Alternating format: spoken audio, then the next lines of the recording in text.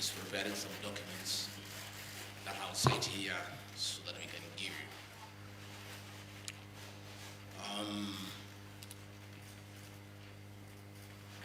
I've got this media interview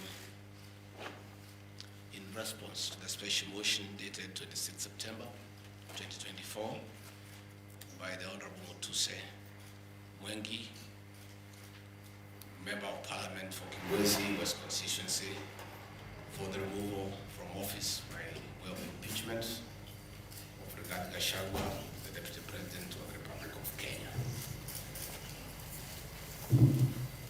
I have been invited to appear in Parliament in the National Assembly tomorrow at 5 p.m. I want to confirm the members, Speaker, and the people of Kenya, that I'll avail myself at that time and prosecute my defense for 2 hours. And I have to allow me to respond in silence. However, considered that I'm elected by the people of Kenya directly. On 9th of August 2022, Kenyans woke up early to go and vote in their president and deputy president. And out of the millions of Kenyans who turned up, 7.2 million Kenyans decided willingly that Dr. William Ruto should be elected as president and Rigathi Gachagua as deputy president. I think it's fair when members of parliament decide that they want to remove the deputy president from office. As deputy president, hear his side of the story. I think it's very fair. And I thought it's also respectful to the voters to have the first opportunity to hear from me before the honorable members, because they are the ones who elected me to office. Article 1 of the Kenya Constitution says that the power and the sovereignty of this great nation rests with the people. In Parliament, that is the National Assembly and the Senate, enjoy delegated authority from the people. It is therefore very important that the people who elected me as Deputy President get my response of the very outrageous accusations against their Deputy President that have no basis, that is sheer propaganda, that is a scheme to hold me out of office because of other political considerations, and has nothing to do with violation of the Constitution. It has nothing to do with gross misconduct, and it has absolutely nothing to do with committing international or national crimes. The people of Kenya are therefore entitled by right to hear from their Deputy President what is his response to those outrageous allegations. Again, an attempt to do a public participation in a very short exercise that was done. My response was not part of what was presented to the people of Kenya. The people of Kenya were being asked to give their views as to whether the Deputy President should be impeached from office, and the accusations were attached, but in a highly legalistic language beyond the comprehension of many Kenyans. But the response of the Deputy President was not there to enable them make an informed decision by listening to the charges against him and listening to his response. Because the rules of natural justice demand that no man should be condemned unheard. My lawyers will be vigorously challenging that public participation as a nullity, and that does not meet the threshold of public participation as expounded by the Supreme Court of Kenya during the celebrated case of Governor Peter Wabora. The motion alleges that 2 years since assuming office, Rigathi Gachagua has acquired property and wealth whose estimated value is 5.2 billion. despite his known income by way of employment is 24 million. This is extremely outrageous.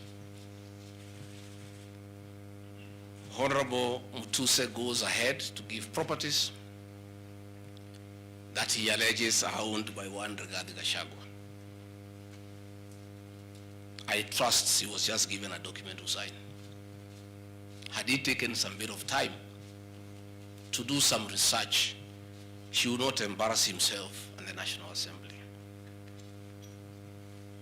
James Derito Gachagua was the governor of Nyeri and died in London on the 24th of February 2017, and yours truly, Rigathi Gachagua, was by his bedside.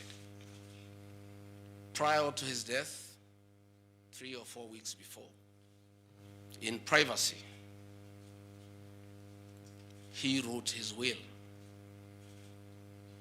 and appointed Rigathi Gachagua as an executor of that will, jointly with Mwai Mathenge, his close-time buddy with seconded his affair, and celebrated lawyer Njoroge Regeru. The three of us were tasked to manage his estate. In the will, you'll be given a copy. He did put his properties and assets and cash and anything that he owned in this world. And among the things that he did put was the Olive Garden Hotel, the Vingo Beach Resort, the Queen's Gate apartment, and Langata high-rise flats. It is these 4 properties that the Honorable Mutuse alleges in the National Assembly that Rigathi Gachagua has acquired them after becoming Deputy President in 2022 when Derito Gachagua died in 2017. It is the most embarrassing allegation a member of parliament can table before the National Assembly. Those properties were constructed and were in operation when the late Gachagua was alive. I take this opportunity to ask for forgiveness to my late brother, James Derito Gachagua, that today, as your younger brother defends himself, he'll defile your privacy by distributing your will that you wrote in privacy. That your properties that you worked so hard for many years to benefit your wives and children are now a subject of discussion and are alleged to be proceeds of corruption. How unfair, how cruel can you be to a dead man? A man who worked so hard, a man who gave his life for his family, to buy plots, to construct property, and leave them in his death for his children and his brothers and sisters. And then you go to the floor of the House and allege that those properties are production of corruption. My dear brother, rest in peace and forgive me for having joined politics. Because were it not for politics, you would not suffer this shame. Your children are crestfallen as they see their properties being splashed in newspapers as proceeds of crime. The Olive Garden Hotel that is alleged to have been bought by Rigathi Gachagua belongs to the estate of the late James Derito Gachagua. And in his will, he directed that we sell all his properties and divide the proceeds among his brothers, sisters, wives, and children. We as the executors of his estate.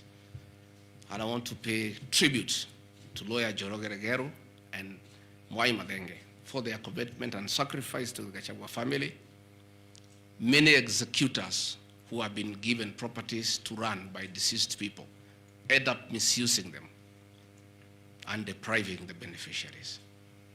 These two great men and myself, because my brother knew I'm an honest man and a fair person, and he knew his family would never suffer in my hands. We were able to sell Olive Garden Hotel at 412 million and distributed the proceeds to the beneficiaries as directed in his will. We registered his will in the High Court of Kenya and were given the probate. And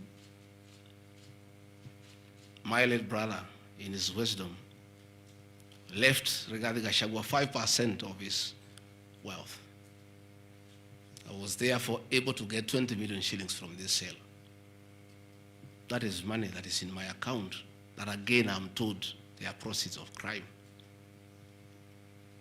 He left my mother 5% of his wealth, another 20 million shillings. And since my mother is dead, my late brother, because he trusted me, had put in his will that I hold my mother's shares in trust. So that is another 20 million shillings in my account. Again, my late brother left me another 4%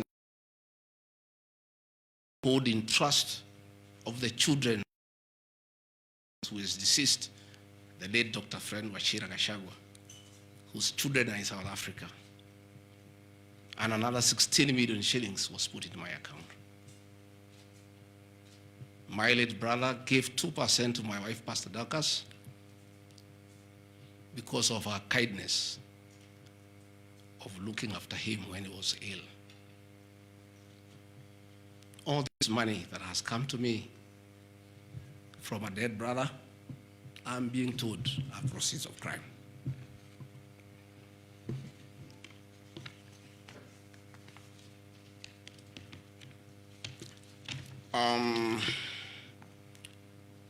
Queen's Gate Service Apartments, another property belonging to the late Gachagua, is another property that I'm told I've bought as when I'm deputy president. That is why I have 5.2 billion worth of money. And this property, again, we sold the Cooperative Bank of Kenya, the staff retirement benefits for nearly 600 million. And this money we utilized to pay his debts. And today, as the late Gachagua rests in heaven, he has no debt. Again, I want to thank my fellow executors, Njoroge Regero and Mwai Madenge, for what you have done for my brother. Vipingo Beach Resort in Kilifi was Gachagua's holiday home, a beautiful palatial resort on 3.5 acres on the beach. I remember with nostalgia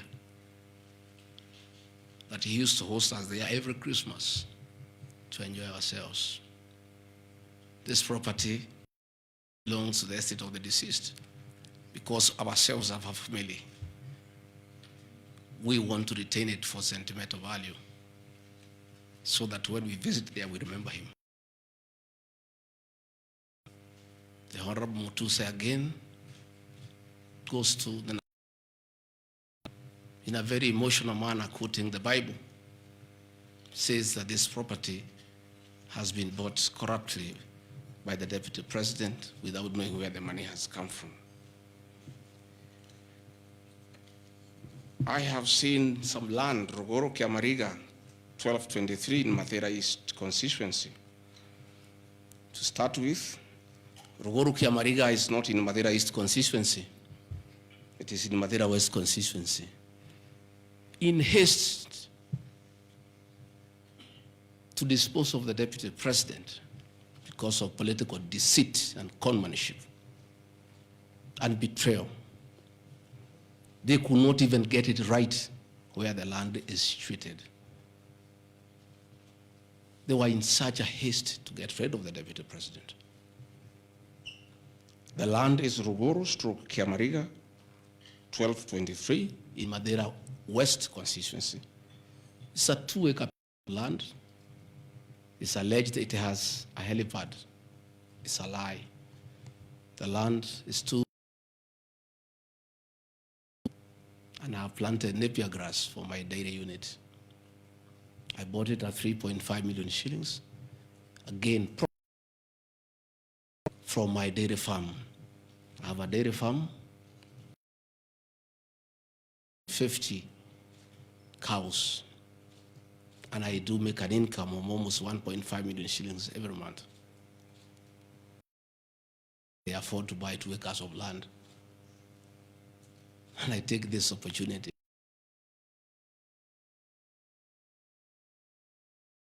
Anytime I've gone to the Rift Valley, in appreciation of the support I give President, gives me a cow or 2. And within 2 years, I have the largest dairy farm in Madeira of the Kalenjin people. I want to thank them for their kindness.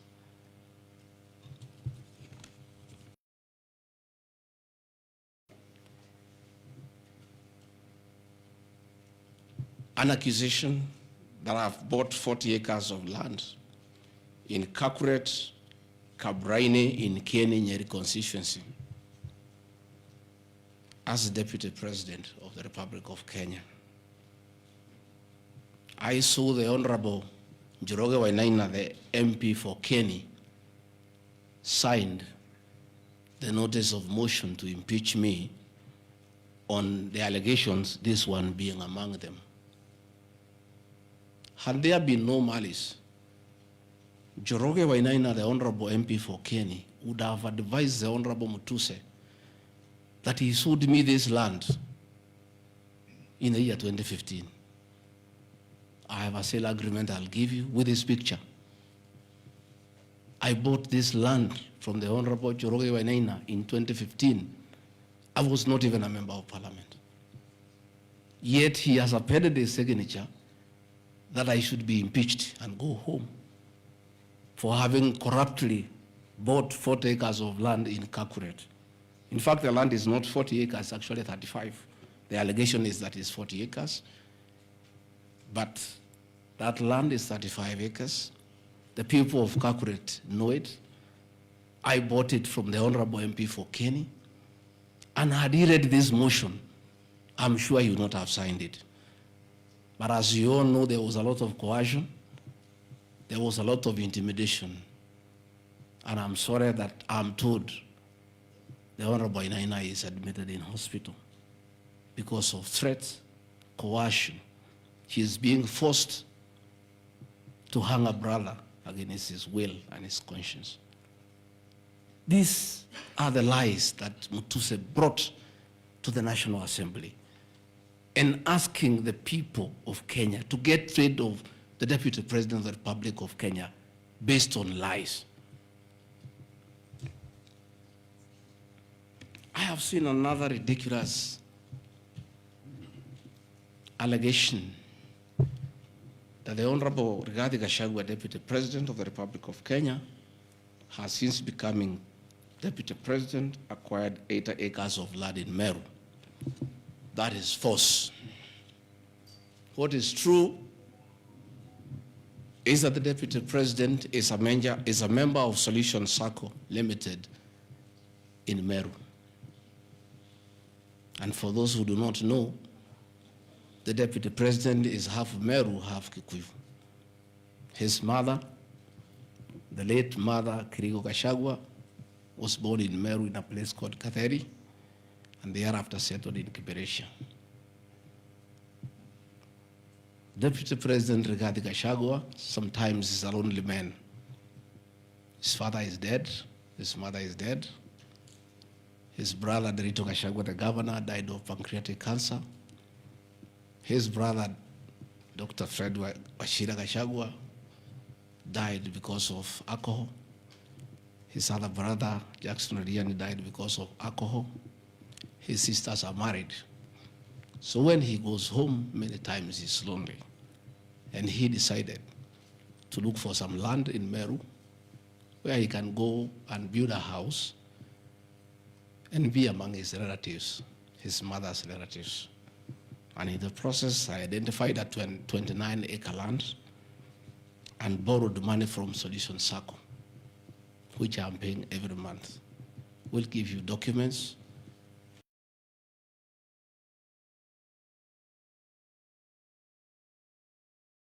That I have bought from a loan that I have taken as a member of Solution Circle in Meru, the land of my mother, and which I call home. I have seen an allegation that I have a dairy farm in Nyandarua. I don't have a single animal in Nyandarua. I have some little land in a place called Shamata, but I'm yet to do anything about it. I think I just mentioned it to one of the member of parliament for that area called Gachagua that I would like to start a dairy farm. And I think in those rumors in parliament, the Honorable Mutuse went ahead to say that I own a dairy farm in Nyandarua.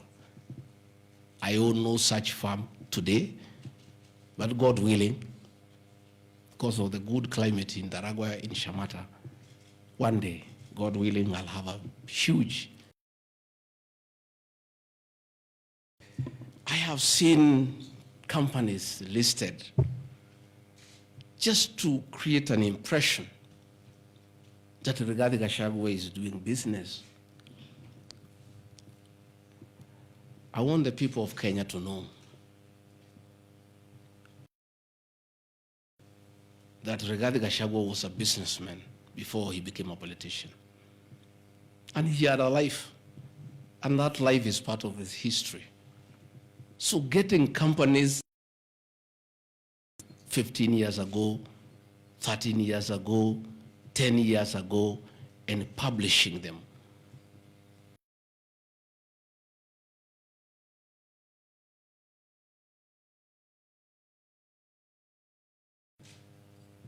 I left university in 1989.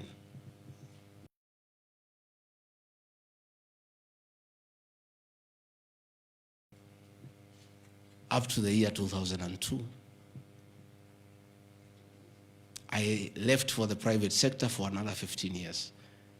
In those 15 years, I was a very astute businessman. And luckily for me, maybe of you are not that lucky. It was during the Kibaki era when things were working. The economy was strong, business environment was right, and there was room to make money. And I made money that time.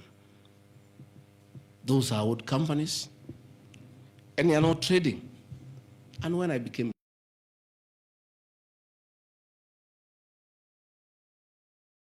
my children, and I told them to continue doing business and not to do business with the government because I don't want conflict of interest.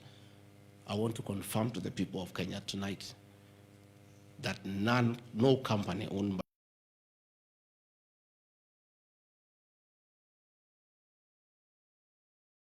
Honorable Mutuse or anybody else linking the Gachagua, the Rigathi family with business deals with the Kenya government. I agreed with my children that they do business with the private sector, do farming, and run the family business that I bequeathed them. These companies are all listed. And just for clarity, because I don't think they are worth a reply, because there's nothing about them. Rigathi Gachagua Foundation. As a member of parliament, I was educating orphans. I was educating children of single mothers. I was educating children of PWDs. And their education needed to continue. And I don't have the benefit of CDF money. So I started a foundation the Gachagua Foundation to continue doing the work of charity. I have seen my foundation here. The Honorable Mutuse has not said what crime the Deputy President has done by having a foundation that is non-profit making. For the purposes of clarity, I'll give you the bank statement for this foundation. I have only received a total of 12 million shillings from well-wishers, which have educated children, have educated students at Pwani University, and other vulnerable people. Docas regarding the Gachagua Foundation, this is just an attempt to bring my family into mud. Every Kenyan knows the work Docas Rigathi has done in this country for the boy child. She has opened clinics for addicted children, and she gets a lot of money in her foundation. Since a decision was made that the government will not fund the office of the spouse of the Deputy President, Kenyans of goodwill flock to her every day with cash donations, with material donations, for her to continue with a very good program she's doing of rehabilitating children in Kilifi, in Mombasa, in Nyandarua, in Laikipia, in Nairobi, and her work is well documented. I am here to see from the mover's motion what crime the Gachagua Foundation has done. There is no allegation, there is no evidence, there is nothing. Against the Gachagua Foundation, there is nothing. Spiritway Limited is a company registered by Docas Rigathi that does work with church ministries. This ministry has not traded, does not even have a bank account. It's some strong women of God who have come together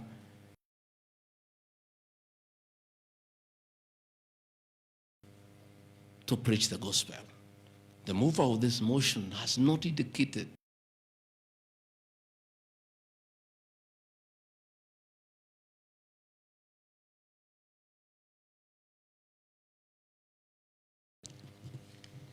Calvary Creed International Limited, as the name suggests, is a company founded by my wife in again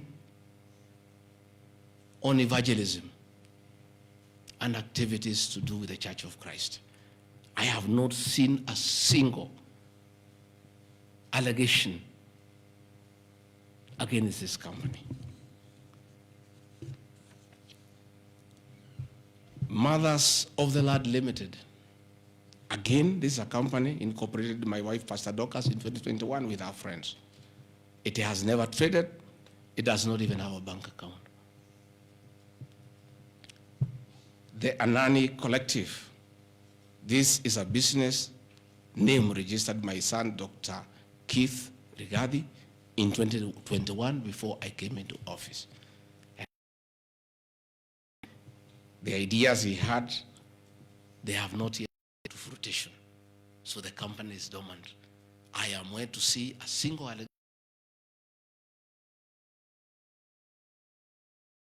Pass Apartments Limited, a company that the executors of the late Gachagua put together to manage Langata View Apartments.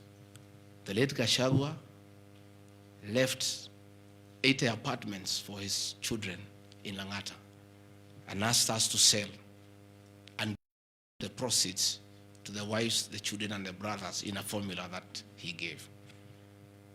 In a family meeting that I chaired, we agreed as a family that we should not sell the flats. We should share them so that everybody can be getting a rental income. In that formula, because of the shares he gave to me, I have 10 flats. His daughter has 10, his wife has 5, another one has 2, another has 1. So we did put this company together called Grand Bypass Apartments Limited. This is a company that will be managing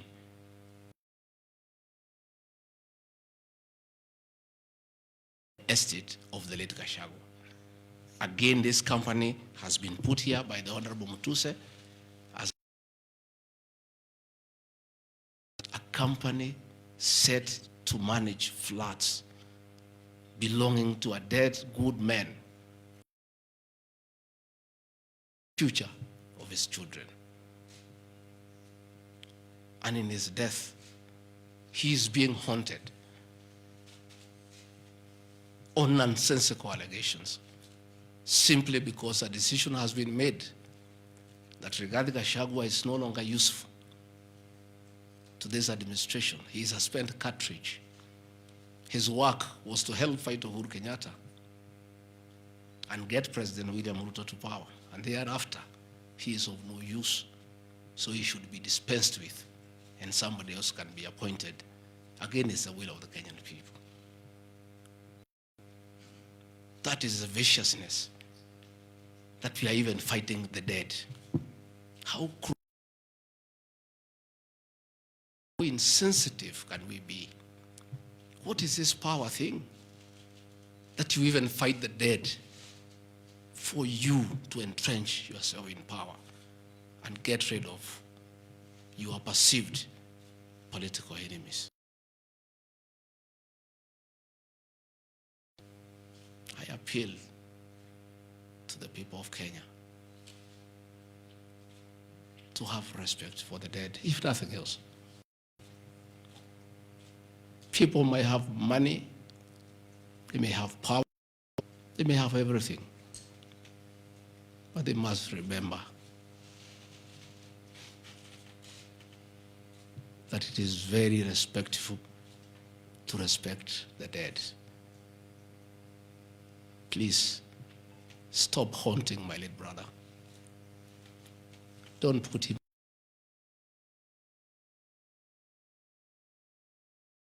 He committed no crime by working hard and leaving an inheritance for his children and entrusting his brother, Rigathi Gachagua, to look after that property.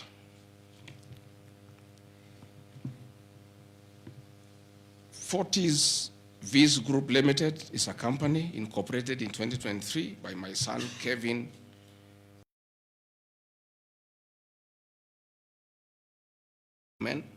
This company has not even taken off. They are still figuring out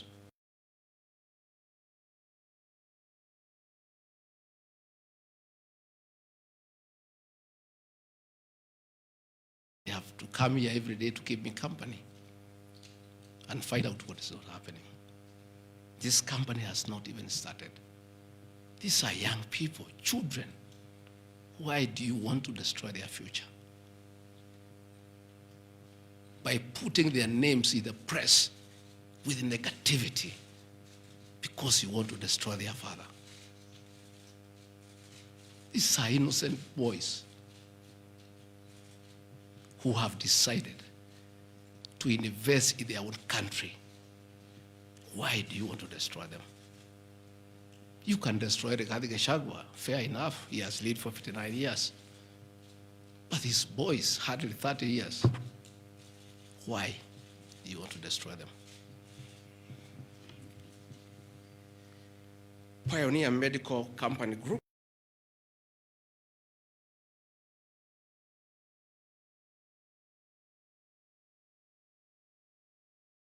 Why are you bringing it to Parliament?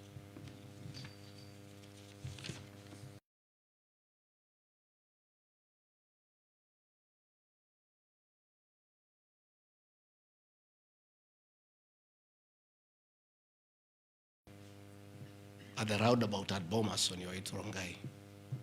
And we built this company from scratch. And it's been in existence for years. And when we stopped trading with it, we put up apartments in Kroi, in Rongai, called Rido Plaza, that are managed by this company. We collect rent. We have, I think, 40, 50. We pay tax every month. What wrong has Rido Furniture Mart done?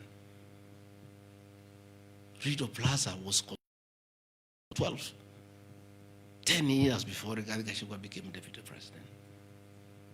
Even if you want to kill his men and make sure he's totally destroyed, why don't you pursue him for the 2 years he has been in office?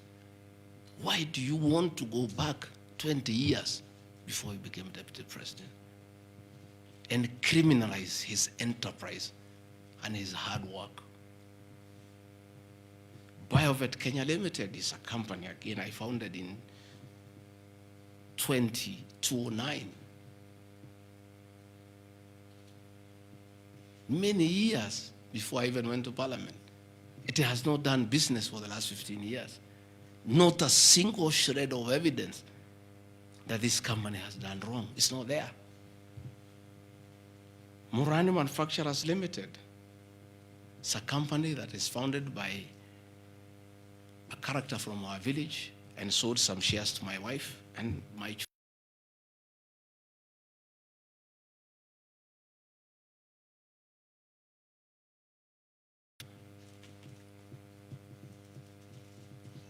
This company has never traded in government. It has not done any business. It is actually dormant. I'm told the account has only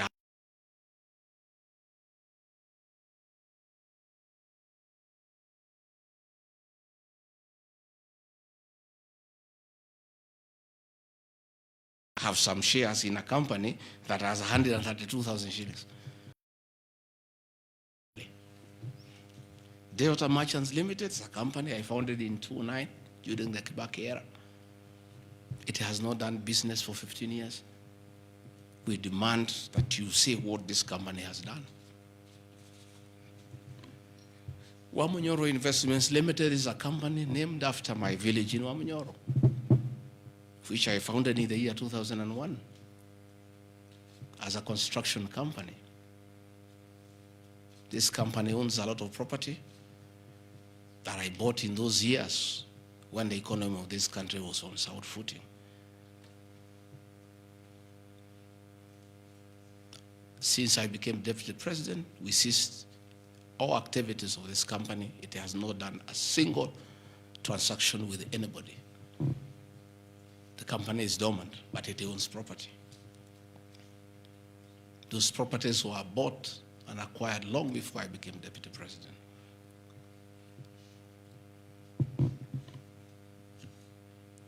Cosmea Venture Limited is a company that was incorporated in 2018 before I became deputy president by my sons. They do what you call bulk SMS. I used to give them work when I was member of parliament to send messages to my constituents. I think they were charging me 30 cents per SMS. Some young, enterprising young people. Company 2018, it doesn't do business with government. It is not accused of any wrongdoing by anybody, anywhere. It's just name there. Royal Crimson Ventures operated in 2018 by my children to do their little business. No allegation of any wrongdoing. Annexed to the motion. Cruito Properties Limited, again,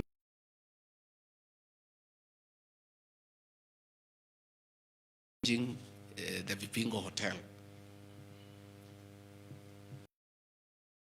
No details of any accusation, any wrongdoing, nothing. Crystal Kenya Limited, this company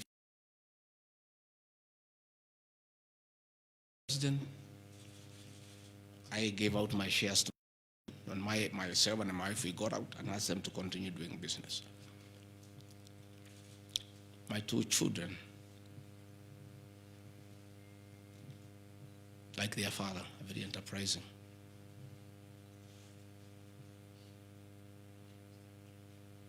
Nyeri County, where I come from, we were hit badly by COVID, and all our hotels shut down. Hundreds of jobs were lost.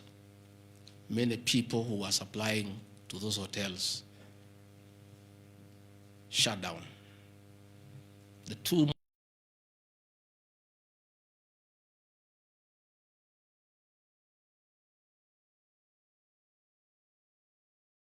hotel was for sale, and my children were in.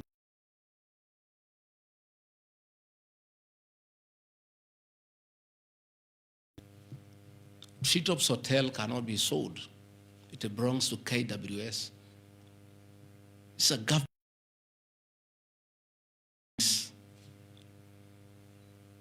And the person who owned Outspan Hotel had also leased the Treetops Hotel.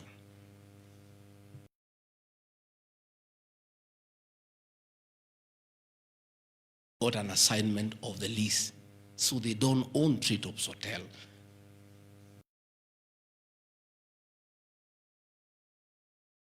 AWS to Aberdare Safari, then an easement to Crystal Kenya. That about Crystal Kenya Limited and my children, because they are not part of this proceeding. But they have no other forum to defend themselves, so I have to defend them. They are grown-ups. They should defend themselves, but they don't have the forum. They went to a bank and borrowed 600 million. The documents are there. And bought a hotel and bought the lease. And I publicly announced that my family has acquired the two hotels because there was nothing to hide. I saw no need to advise my children, like other people do, to buy the properties through proxy, because this was straight business. They went and borrowed 600 million from the bank. And they were given 1 year moratorium, which is not over, to do the renovations and all that and open the facility. But I want to thank my son, Dr. Keith Regadi. He worked very hard. That I think last month or so, I was at the Treetops with the British High Commissioner to open the Treetops. It's important to the people of Nyeri and the system. It is in the Treetops Hotel that Princess Elizabeth slept.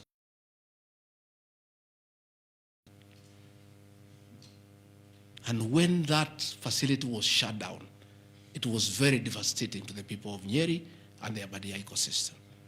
So when the people of Nyeri heard that the son of the deputy president is interested in leasing that facility from KWS and reopen it, there was joy and ululation in the Aberdares. Since this hotel opened, 45 Kenyans are back to work. The vegetables to that hotel. The local butchers are supplying me to that hotel.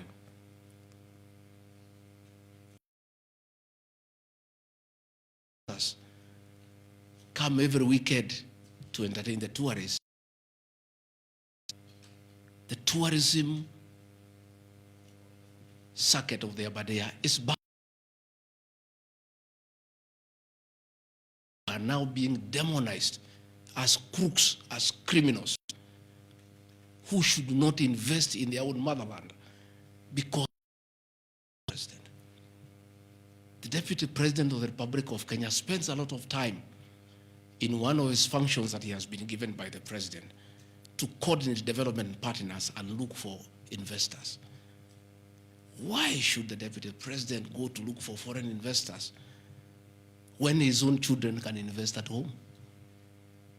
Children of many other people I know hide their money in Dubai and Cayman Islands. They don't want to invest here. What crime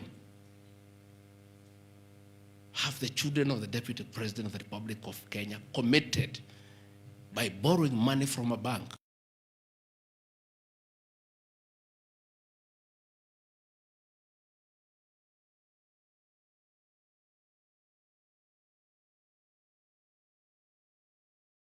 These boys are so demoralized, asking me, Dad, why didn't you advise us?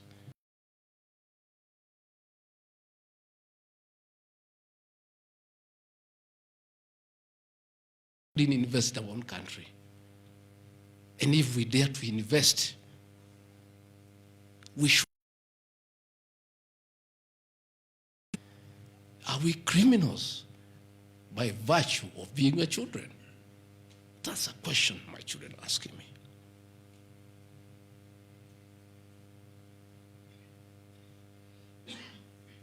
What crime can children of Kenya commit? Borrow money from a bank and start an enterprise and employ people. How unfair can a country be to its young population to condemn them? I'm making $1 million shillings or so every